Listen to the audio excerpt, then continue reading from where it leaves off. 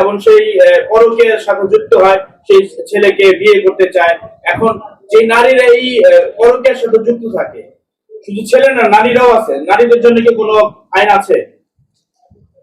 বাংলাদেশ শান্তিপ্রিয় দেশ, সবাই শান্তিতে বসবাস করবে সেটাই আমরা আশা করি।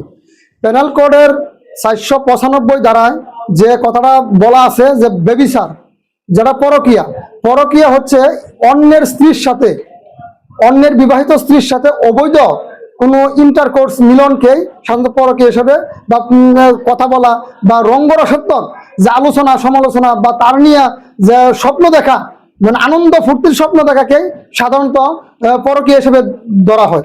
যদি কেউ পরকীয়া করে তাহলে সেই ছেলের 7 বছরের সাজা হবে, কিন্তু মেয়ের কোনো সাজা হবে না।